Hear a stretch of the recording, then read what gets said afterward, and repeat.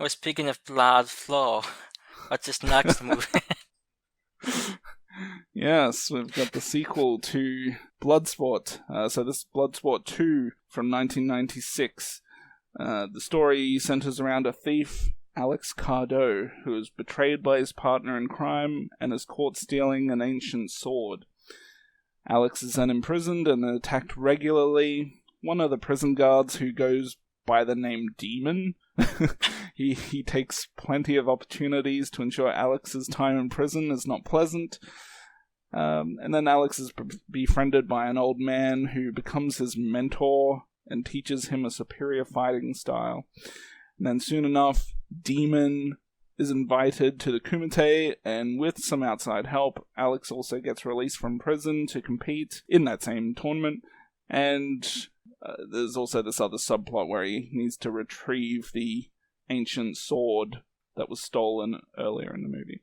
Now, I hadn't seen this movie since it was a new release.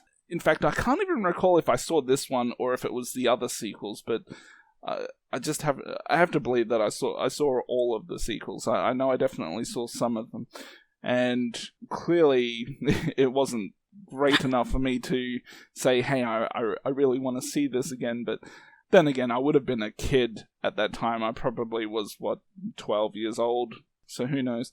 I was actually surprised that I thought the first half of this movie was actually somewhat enjoyable.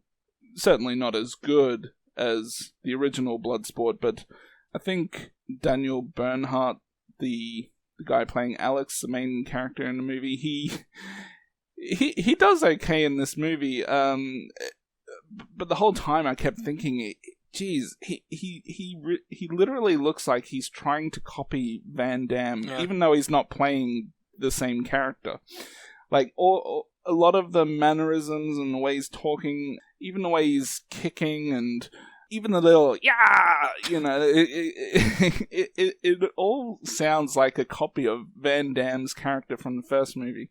I don't know, that kind of stuck with me, but I was surprised to see a lot of familiar faces in this movie, because, like I said, I hadn't seen it in like 20-something years, so I'd forgotten everything about it, other than the fact that it certainly wasn't as good as the first movie.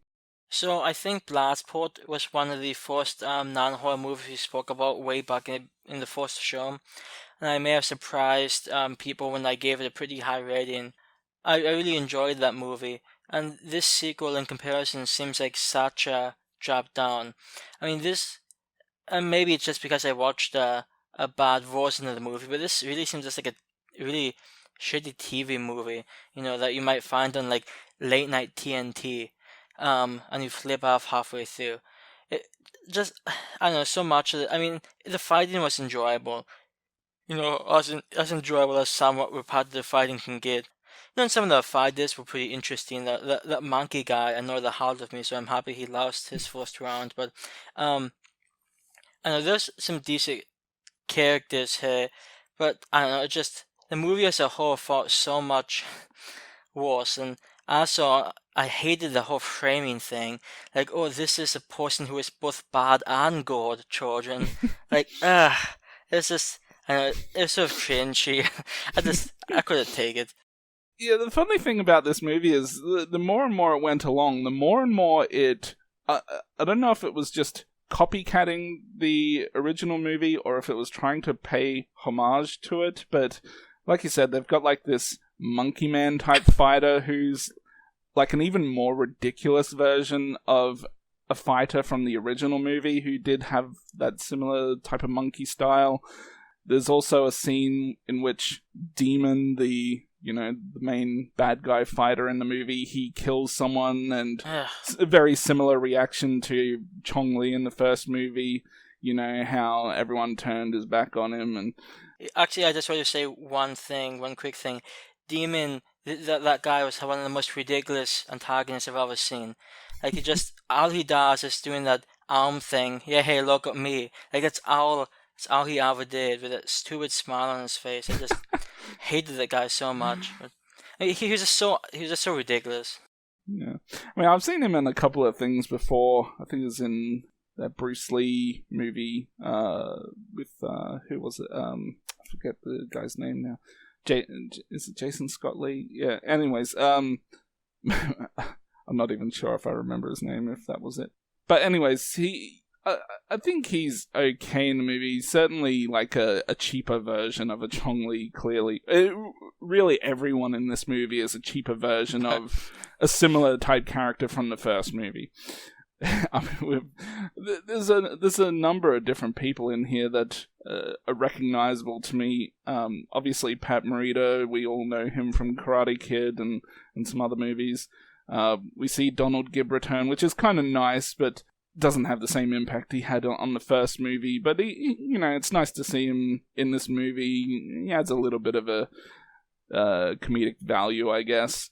And then in fact, one of the funniest things about it is the old guy telling the story for this movie. The mentor from prison. This is an actor by the name of James Hong, and he's quite. He's been in quite a lot of things, and a lot of people will probably know him as what's his character's name in Big Trouble in Little China? David Lo Pan. That's it, Lo Pan. Yeah. The funny thing is, the first movie that I ever recall seeing this actor in is Revenge of the Nerds 2. And in that movie, he plays this ridiculous sensei-type character, but he doesn't teach martial arts. Instead, he teaches how to be slovenly. like his scenes in that movie are just him like picking his nose and doing these epic burps. So anytime I see him in a movie, that's what I'm thinking of. This ridiculous character from Revenge of the Nerds 2. Anyways, it didn't hurt my how much I enjoyed the movie, but it's just kind of funny to think about that. But yeah, there's still some other guys in here. I noticed one guy was in a scene from A Dangerous Place, which we reviewed a couple months back, and there was a black guy in this movie. I don't remember his name, but he was pretty impressive in terms of his fighting skill. There's actually two impressive black fighters in this movie. I thought the other guy, the guy who had very fluid movements, that guy was pretty interesting. Yeah. But I think overall, there's some decent fighting skill showcased in this movie. I think the problem is that pretty much all the characters lack charisma. Yeah. And that was a big thing from the first movie. Even though I wouldn't say Chong Li in the first movie was, impressing people with his fighting style, but he just had that charisma to his character that just made him seem like such a bad guy. Like, he didn't have to really say or even do all that much just to look like a really bad guy. And same with Van Damme, he's got that goofy nature about himself where it didn't really matter whether he was fighting or talking. He was just always interesting to kind of see on the camera. And we just don't really have that here. I was just going to say my favorite scene in this movie might have been... it's a small scene with he beats this one guy, but the guy still wants to fight. But then the referee just comes down, sort of kicks his ass and just tells him, hey, get out. That's probably my favorite scene in this one. You suck when the referee's kicking your ass.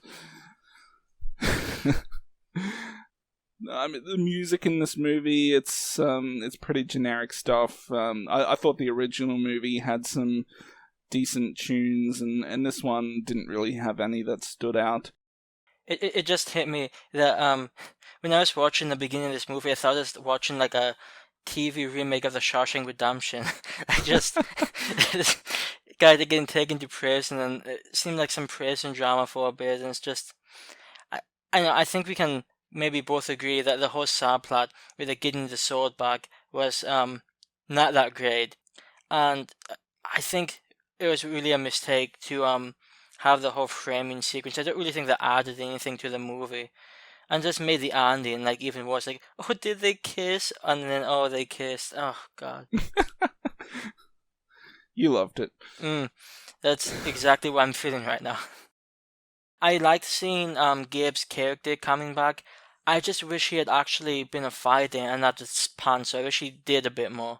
And I know we saw some action toward the end during the epic shootout. But I don't know, I just wish he did more than he did. All he did was like go after that one woman fighter for like the whole movie, and then he finally gets her because of course he does. And that was not enough for me, to be honest. He's more interested in getting laid. I thought Bloodsport 2, the first half was enjoyable enough, but the more and more the movie went on, I just felt like it was just a very cheap carbon copy of the original. Like I was saying, there's a lot of different either characters or moments in the movie that actually happened in the original, and they just seem like just a cheap imitation of those. So I thought the second half of the movie, it just kept kind of going a bit downhill to the point where you're like, didn't do a whole lot for me. But I thought overall it was okay. I'm going to give it a 6. It's certainly nowhere near as good as the original, which I gave a 9. So I think going from a 9 to a 6 is a pretty decent indication of how far this one drops off from the original. I'm actually going to give it the exact same rating as 6. I think it's enjoyable enough if you watch it, the fighting scenes are fun. I mean, that's why you're watching a Bloodsport movie.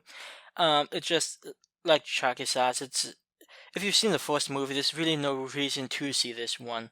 And, I don't know, it's enjoyable at parts, it's just a low-budget action movie, but it's okay. So, I mean, it's a below-average movie, but it's enjoyable, so 6 seems okay.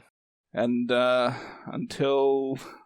I don't know how quickly you want to go into Bloodsport 3, but... I'll be honest, until recently I had no idea there was like 18 Bloodsport movies. So. Well, how many is there? There's at least 4 that I can remember. I just remember seeing the name, the dog Kumite, or however you pronounce it. Kumite. Yes. Yeah. That might be the 4th one, but God. Hopefully they're better than this one. I mean, I guess you've probably seen them, but...